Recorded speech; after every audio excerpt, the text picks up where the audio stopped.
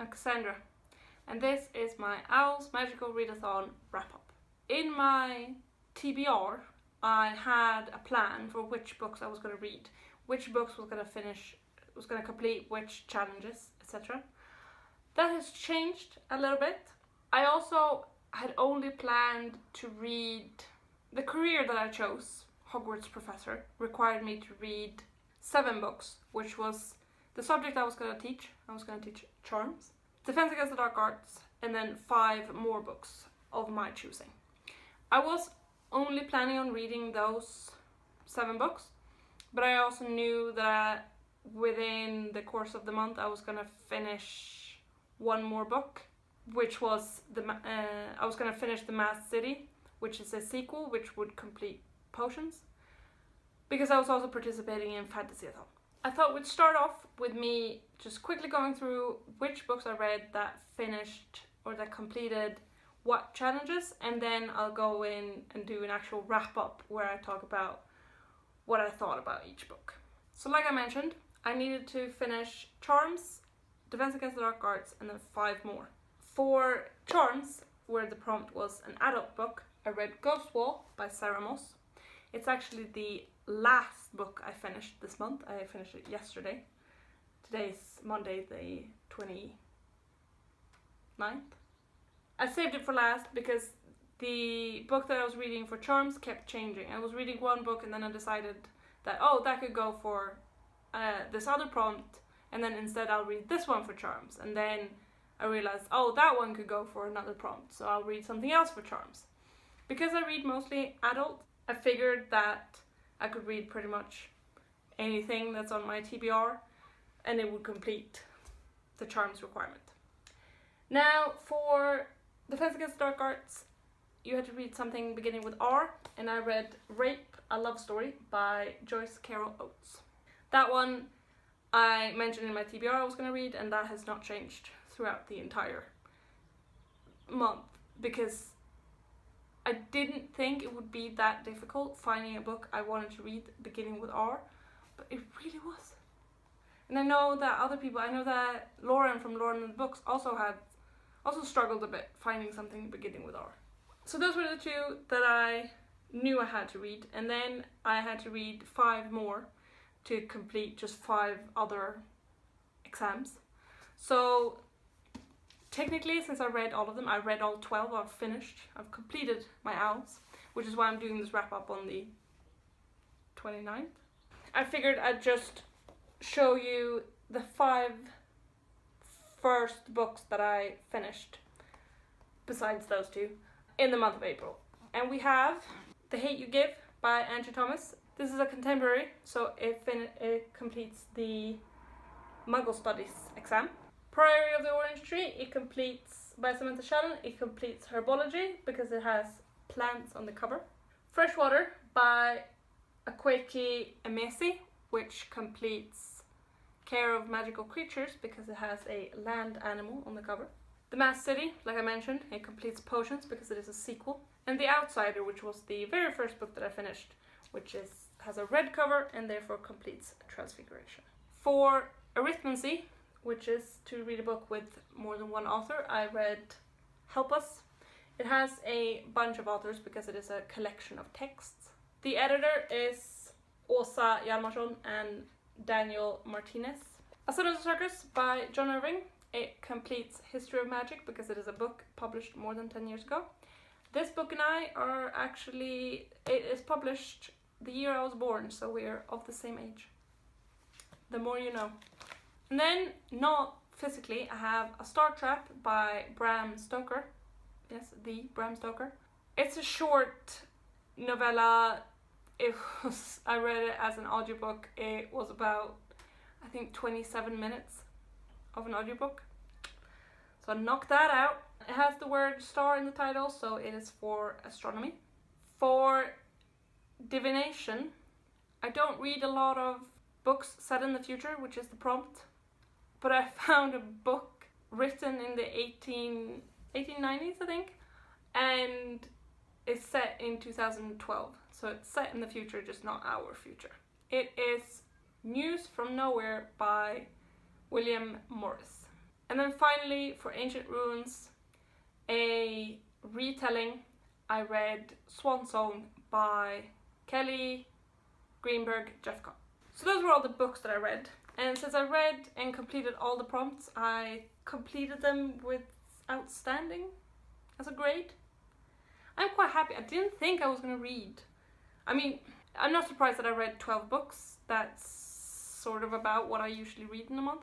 But I was surprised to find that I would finish all of the prompts. There were quite a few of them, like for instance, astronomy, reading something with a star. I had nothing on my TBR, I had nothing on my radar that I was interested in. I don't usually, like I mentioned, I don't usually like books set in the future, and I am not a huge fan of retellings either. Although I did read Pat Barker's Silence of the Girls last month and really liked it, so I was sort of cursing myself for the fact that I didn't read it this month. So, on towards the actual wrap-up part. I'll do these in the order that I read them. Starting off with Outsider, or The Outsider, by Stephen King. I quite like this. I thought it was interesting. The premise was interesting. It's about a man who is accused of a crime because they have a lot of evidence to prove that he did it. There is a lot of eyewitnesses, there's a ton of DNA at the scene, there's both, I think, semen and blood and fingerprints all over. People that know the one accused say they have seen him in connection to this.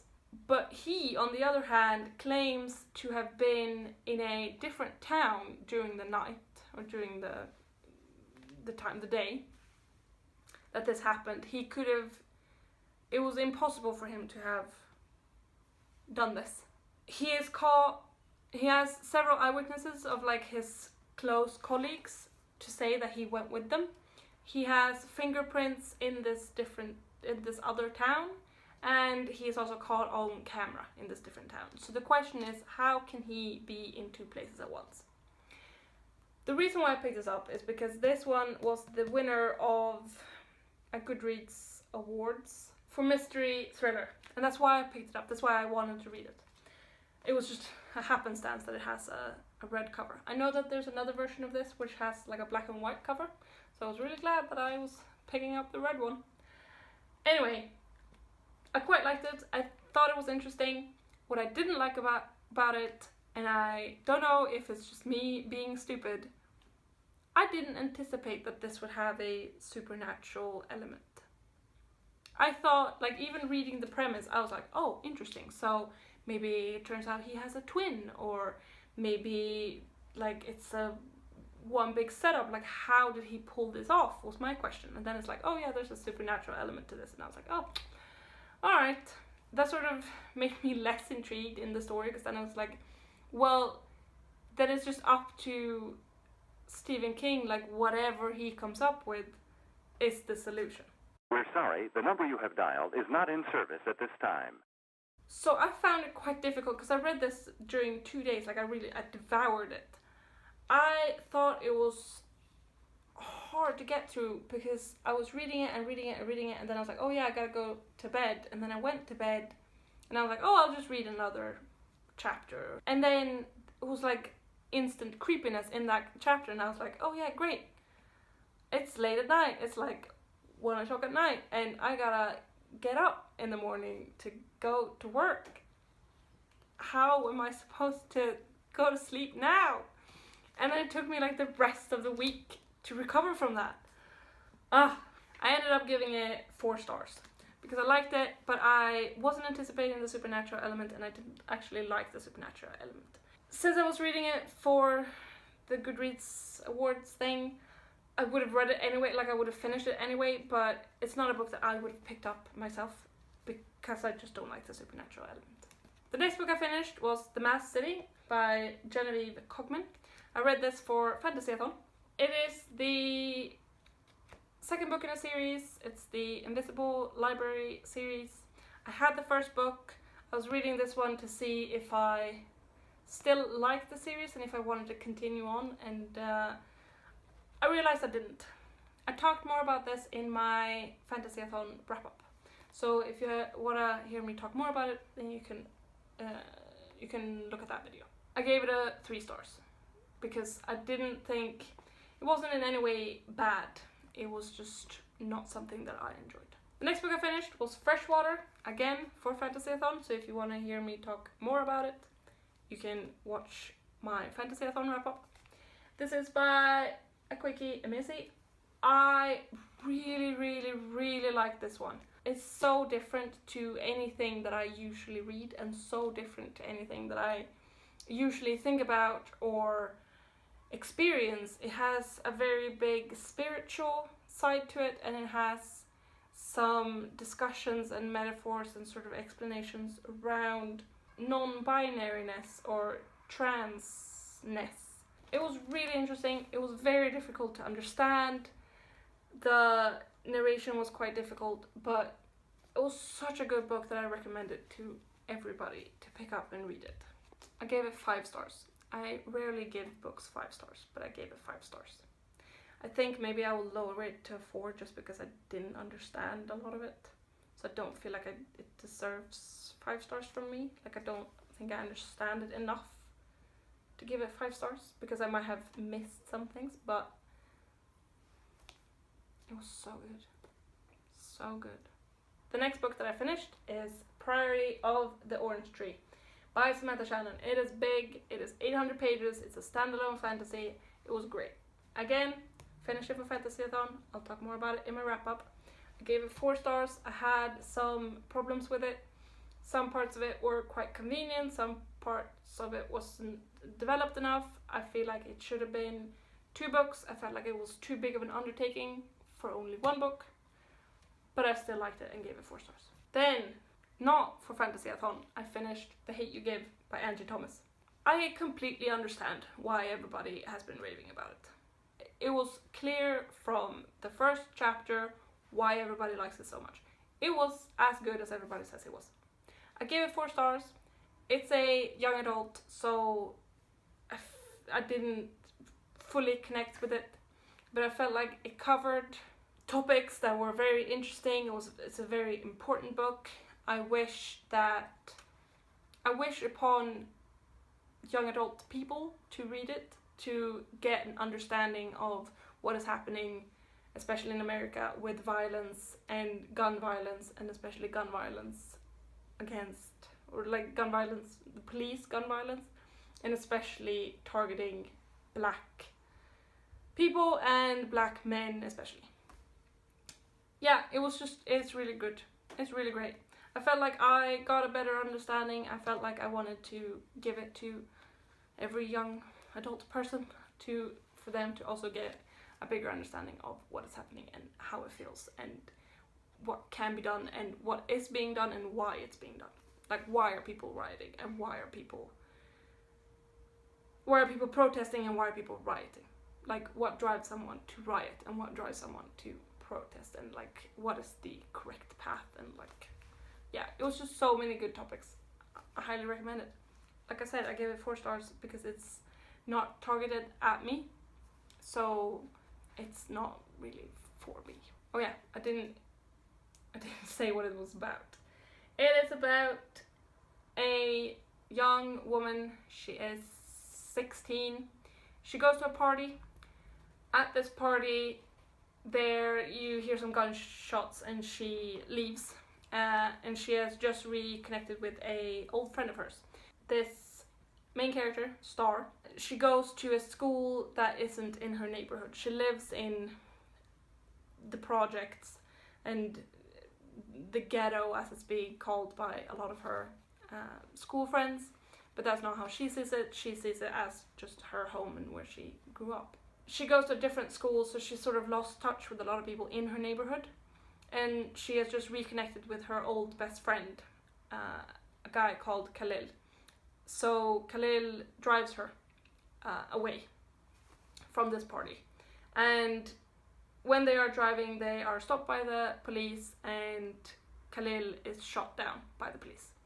And afterwards, the police is framing this as, oh, he was a drug dealer and I feared for my life and he was reaching for something that turned out to be like a comb and he was disrespectful, and the police is framing this as Khalil being more of a threat than he was, and as the police officer being the victim in this, while Star, who was there, knows very much that Khalil was the victim in this, and she is talking about how the fact that he was a drug dealer does not warrant the fact that he was shot.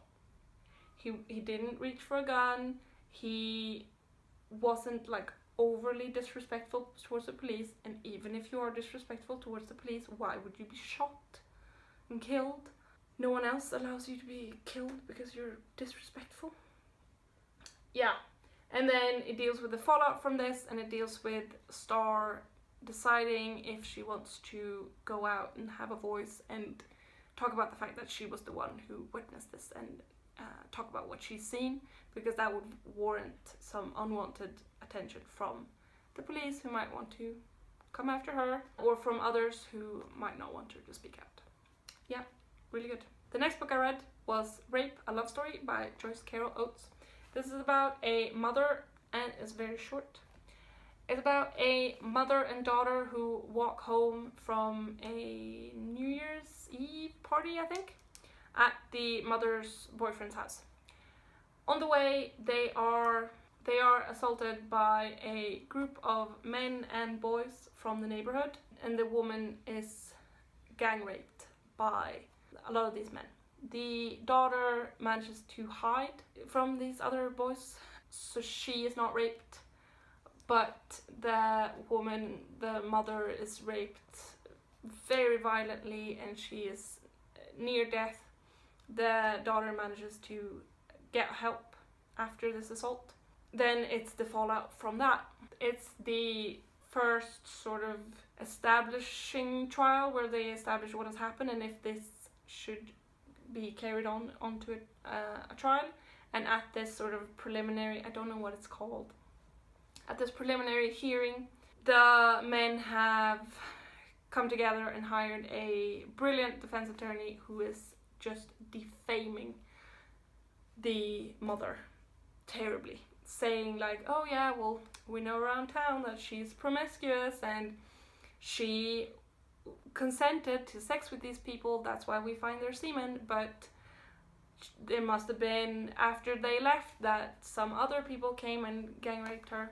The fact that the daughter was there and is a witness to this is sort of just like, oh well, you know, she's very young and she also didn't see anything, so how could she know? And yeah, and then it's what happens after that, and it's about I think it says on the back, sort of an unexpected silent champion. I mean, it's a little bit about a man coming to save the day, but it wasn't like that, I felt.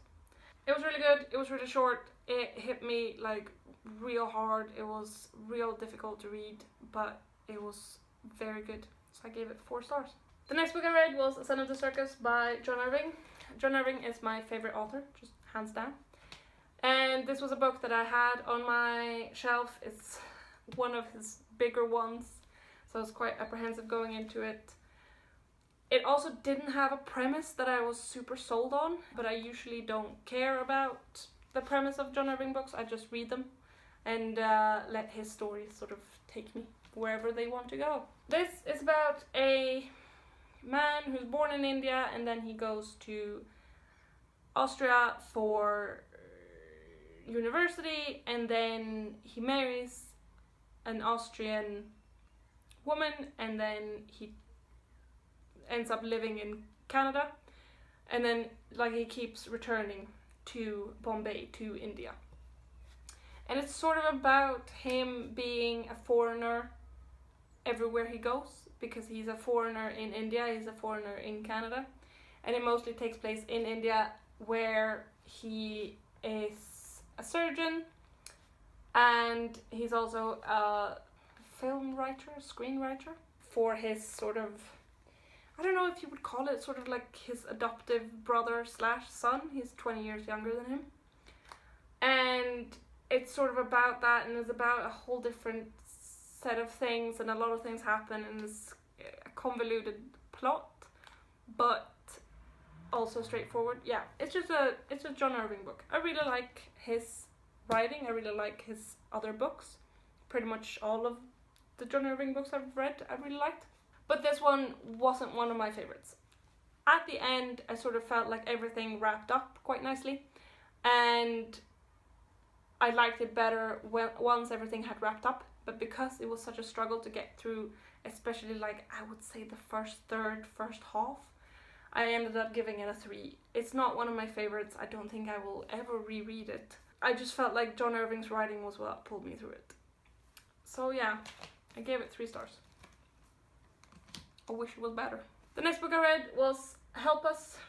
It is, like I mentioned, a bunch of short texts from different people, and the majority of them are people that in some capacity work or have worked very close to the Romani people in Sweden, and especially the Romani people who come to Sweden to beg on the streets, because Sweden has quite a lot of them.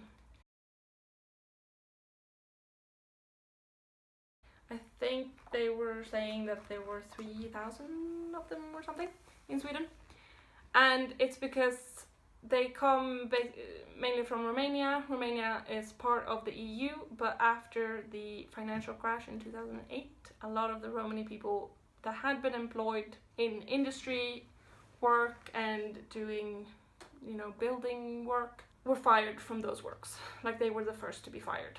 And then they ended up having no chance of being employed within their own country, and no chance of being employed in the south of Europe, which is where they usually went to get work. So instead they traveled to, among other countries, Sweden, to beg on the streets, because they have very few other options. This, of course, has triggered a very anti-Romani politics in Sweden, and there's a lot of beliefs about them coming here being part of organized crime, and that they make so much money from begging, and that's just not true. And a lot of these texts are actively saying or actively disputing a lot of the myths around this, saying, as far as we know from the police and from the social workers and all the ones that are close to these people, there is no organization beyond how any village would organize in order to travel, where they talk to each other about, oh, how are we going to travel, what's the best way of, where are the cheapest travels to get from Romania to Sweden, where have you found people willing to help you, which are the best locations to sit and beg, like where do you get the most money for that. But they also calculate that roughly, like the people begging roughly earn, I think 60 to 90 Swedish crowns a day, which is like a third of what I thought that they earned. Like, I imagined that they earned like 300 crowns a day. And it really, like, I don't want to say bummed me out, but it really upset me that it was as low as it was. So yeah, it was really hard-hitting, it was really informational, like it is non-fiction, of course, and it was just such a good book. I gave it a 4 out of 5 stars because I felt a book can't do everything, and this book didn't do everything, but I still gave it 4 stars. I don't know, it's the rating in my heart. Then I read A Star Trap by Bram Stoker, and that's the Bram Stoker who wrote Dracula. It was pretty good.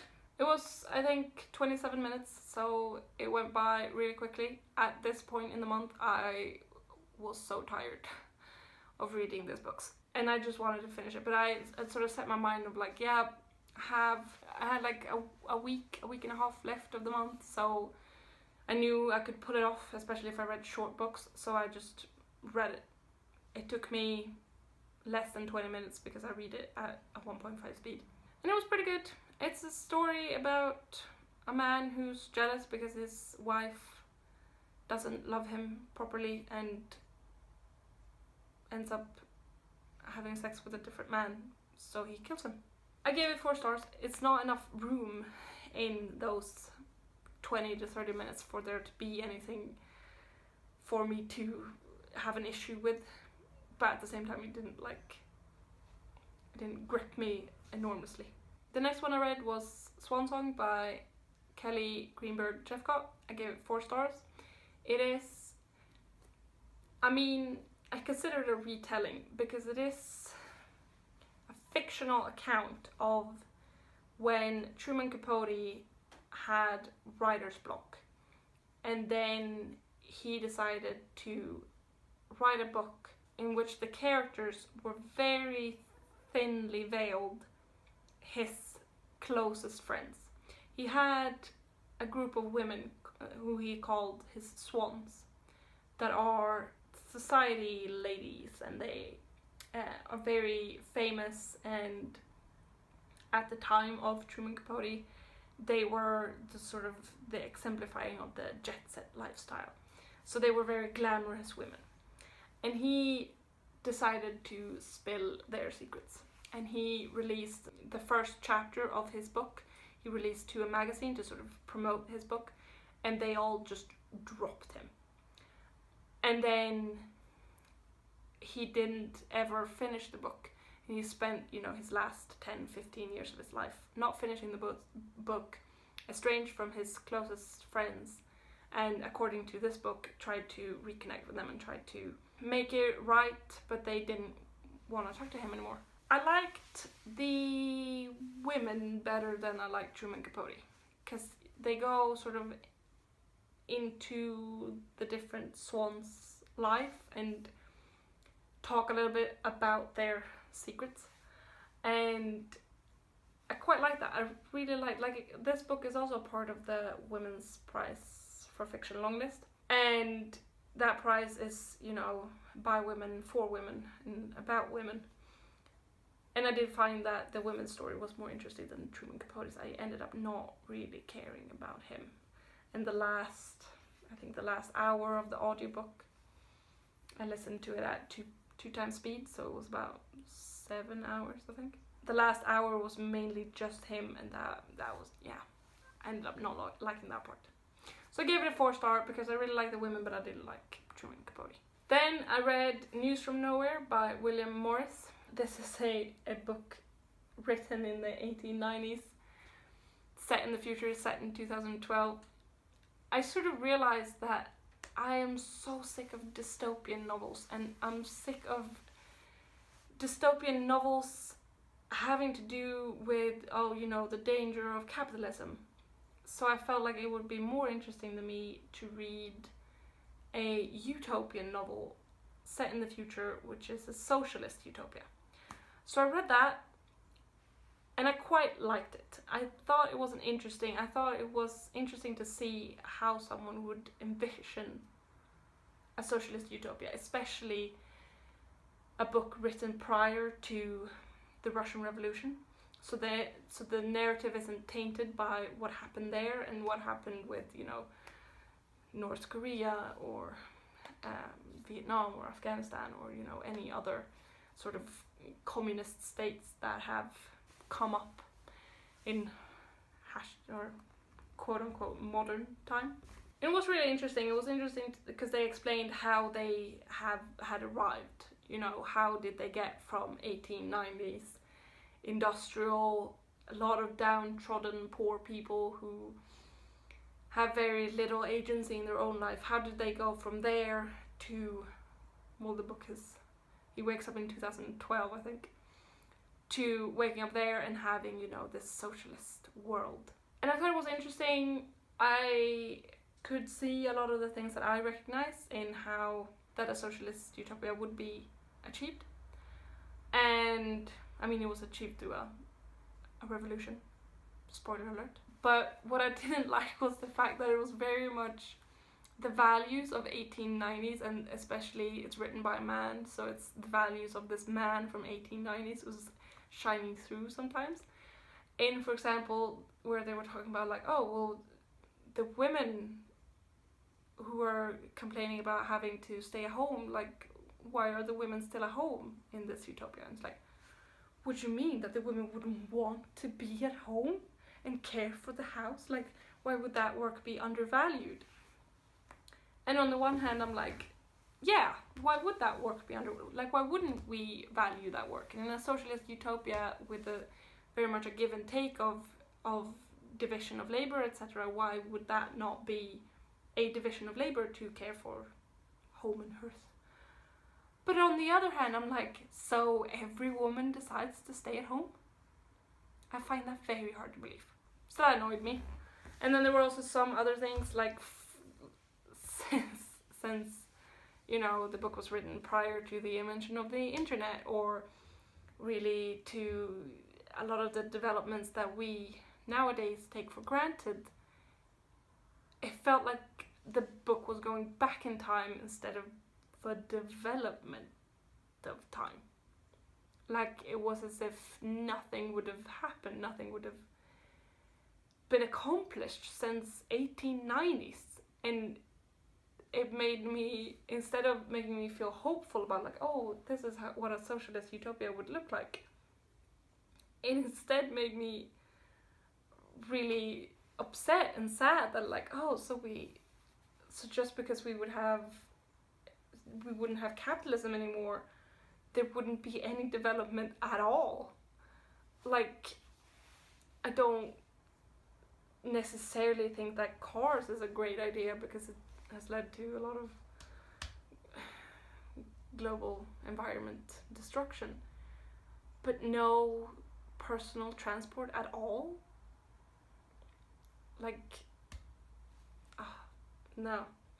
But it made me intrigued. I would have liked to see a socialist utopia book written in modern times, or at least, I mean, it doesn't necessarily have to be written in the 21st century. It could be written in, you know, the later half of the 20th century. I would have liked to see that. Now, the final book. I feel in my heart that this clip is so long. Ugh. The final book is Ghost Wall by Sara Moss. I was thinking I was going to read a different book, but I felt so burnt out on reading this last week. So I decided to pick up the shortest adult book that I had on my shelf, or that I had, this is from the library, that I had checked out. So that was Ghost Wall by Sara Moss. It is also part of the Women's Prize for Fiction longlist. And I didn't think I was going to like it particularly. It's about a family, a father and mother and daughter, who are role-playing the Iron Age in Britain, along with a professor and his 3 students. But it was great. I mean, the writing really pulled off this entire narrative, and you very quickly realize that there is something very wrong with the father, who is the main proponent of this wanting to live according to the Iron Age values or Iron Age development. Something's very wrong with the father and with the relationship in the family. So you quickly realize like he is just very abusive towards both his wife and his daughter. And they are not there because they want to be there. They are there because they fear the consequences if they were to not.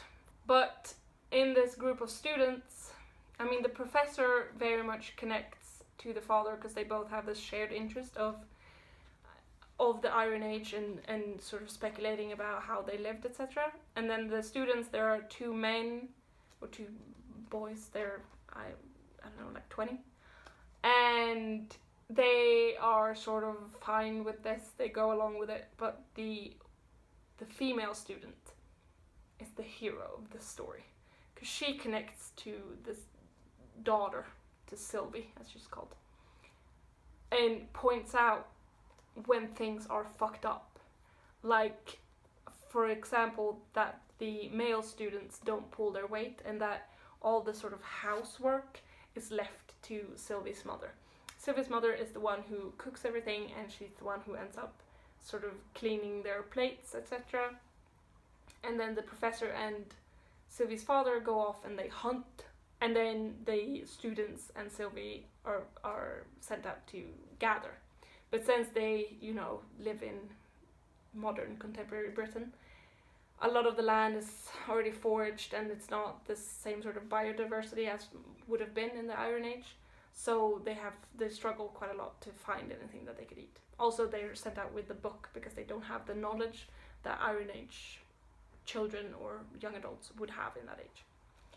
So yeah, it is great. It's an exploration of so many themes, both very much from Sylvie's father, this wish to go back in time to find some sort of original Britain, which from all sides is being questioned as, well, there isn't any original Britain. What we consider to be, you know, in the time of the Iron Age, when they were invaded by the Romans, you wouldn't have had original Britons. There would be just different tribes. They would not have identified as a Briton. And those tribes themselves often came from Germany and from France and from other parts. There's nothing to go back to. And there's also very much this exploration of violence, of cosplaying or role-playing Iron Age ideals in order to live out violence. There's an idea that, oh, well, you would have been so violent in that time, or violence would have been more acceptable. It's the romanticization of that, which is real creepy and gross. So yeah, it's an exploration of that, and this is a short book. It's about 150 pages, and it smacks a lot of things into that, while at the same time being a very cohesive narrative and very focused on Sylvie. I really liked it. I highly recommend it. I gave it 4 stars because it was really good. Last month I did a wrap up and it was an hour long. This month I did a wrap up and it's only 51 minutes long. Amazing. We'll see how long it is post editing. Thank you so much for listening. If you have read any of these books, please feel free to talk about them down below. If you've been reading the Women's Prize long list, please talk about that down below. I'm very intrigued. Freshwater is, I got that out from the library, and it is labeled as fantasy, which I did not really consider it to be fantasy. I considered it to be spiritual, but it is spiritual in a way that I think, according to Western standard, we would consider fantasy, but it's just because that's not within our cultural sphere that we would consider that to be realistic. If you read any of these, please talk to me in the comments below about them. Very intrigued to hear what you have to say. If you've read any, like if you've read especially like Ghost Wall or Freshwater, the ones that I liked the best, please talk about those. I'll see you in the next video. Bye.